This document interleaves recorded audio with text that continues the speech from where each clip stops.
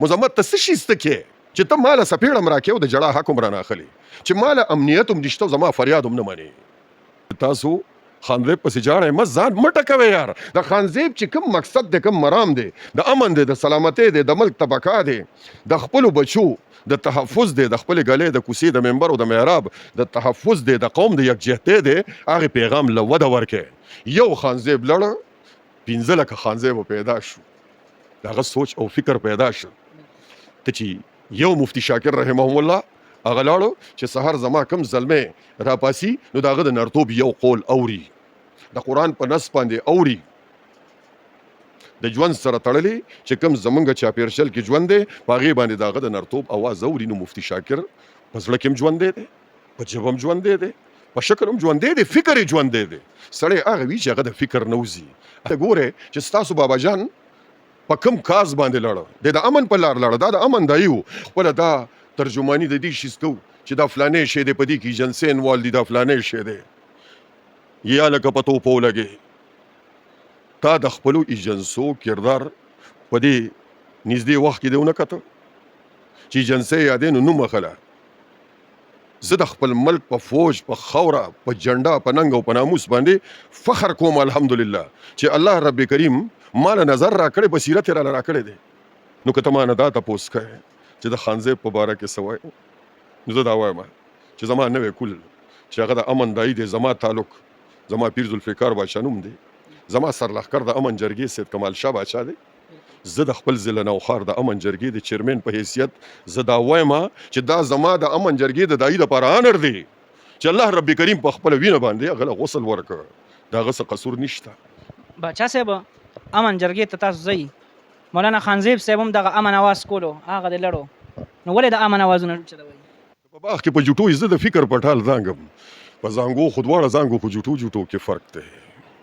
نه ما دړه سره که چېرې ته د دې شیز نه ویرېدې که پلار د دې شیز نه ویرېده یا زوی د دې شیز نه ویرېده چې دی د خپلې مور حفاظت هم نشي کولی د مور په سینه باندې نو دا خاوره دا ځمکه دا ملک دا زموږ مور ده دا الله موږ له راکړې ده د دې په سینه باندې موږ لوبې کړي دي موږ یې خپل مرام ته رسولي دې خاورې له څه ورکول غواړي. نو که چېرې روزانه زما دا خاوره او خصوصا زما د کې پي کې خاوره دا د وینې سره عادت ته زما د مور سینه په وینو باندې ککړ ده دا د حق ته امن د سلامتۍ په آواز دا په وینه باندې ککړ ده نو زه خو دا آواز نشم پورته کولی زه خو خپل راتلونکي نسل له کم پیغام ورکوم. والله مفتی زموږ په دې نږدې وخت کې تا وکته چې حامد الحق صاحب پسې زموږ مفتی شاکر رحمهم الله شهید شو د هغه د پسته بیا د حق پرستو علماو د شهادت تسلسل روان شو هغوی خپل مرام ته ورسېده. حکومت د وخت باندې سوال شته د عدل او د انصاف په علمبردارو باندې سوال شته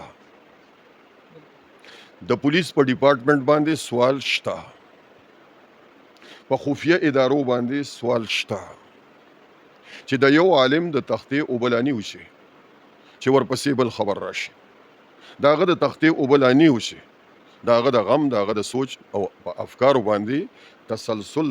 د تعزیت رواني چې ورپسې د بل عالم ته وایي چې ولې دا شهیدان کیږي. زما ګلالیه تاریخ وګوره د پاکستان جوړېدو په قربانۍ کې د علماو د حق پرستو کردار وګوره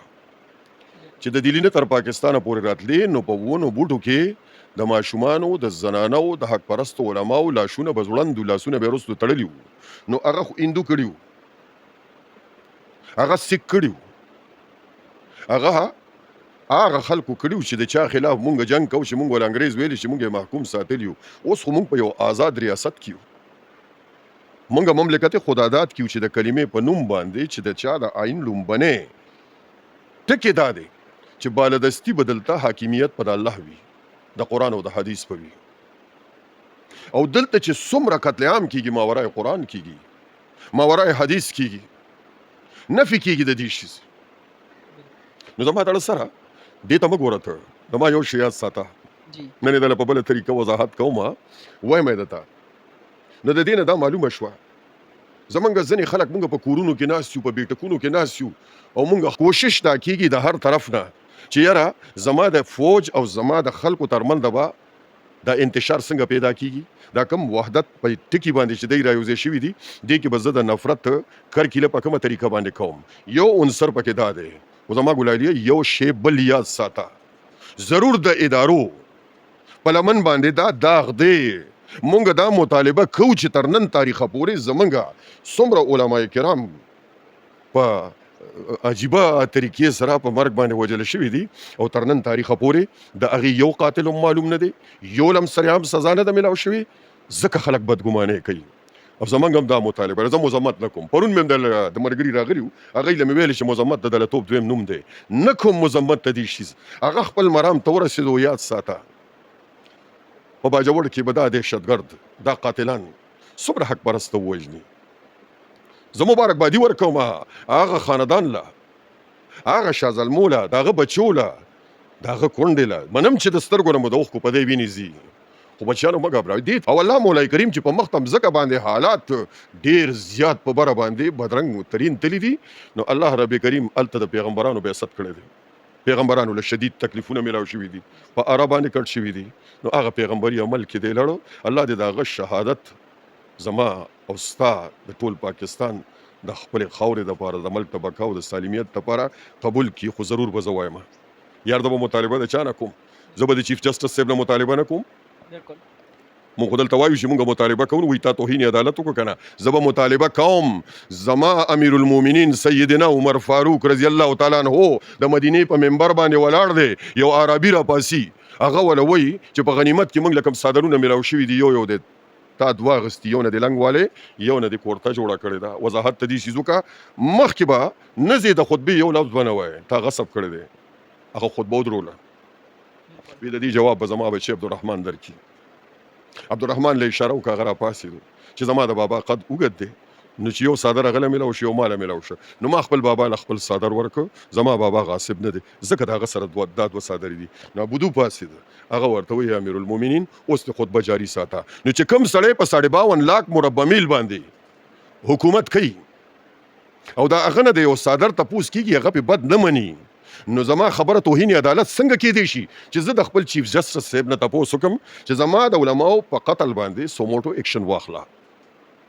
که چېرې کومې ادارې زما د ملک د ګلې د کوڅې په منبر او په محراب د هغې په حفاظت باندې مامور دي هغوی باقاعده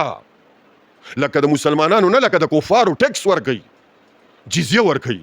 لکه چې دا غیر مذهبه په دې ملک کې اوسېږي نو چې جزیه هم ورکوي ټیکس هم ورکوي د IMF نه قرضې چې دي هغه زما دا لوی لوی خلک اخلي و هغې واپس لېږي په خپلو دغو کې په هغې کې زما بچي له فایده نشته نه په هیلث شته نه په ایجوکیشن شته نه په کار شته نه په روزګار شته نه په تعلیم شته په هیڅ څیز باندې فایده نشته او زما د کلي غریب ریړی والا هغه ټکسونه IMF ته د خپلو وینو زه د هغوی په بدله کې ورکوي چې دا کوم خلک په موږ باندې مسلط دي نو زه به د دین انصاف نه غواړم څنګه رور مولانا خانزیب رحمهم الله ما ته نشته پته چې په موجوده وخت کې به د هغه جنازه شوي که نه بیګا مې دعا کوله چې ربه د ده د شهادت د حق پرستۍ د امن د سلامتۍ زما د ملک د بقا او د سالمیت لپاره په خپل جناب کې قبول کړي امین او زه دوی له وایم دې خلکو له چې هغه دفن شي هغه چې دفن شو نو هغه رازرغون شو زما خانزیب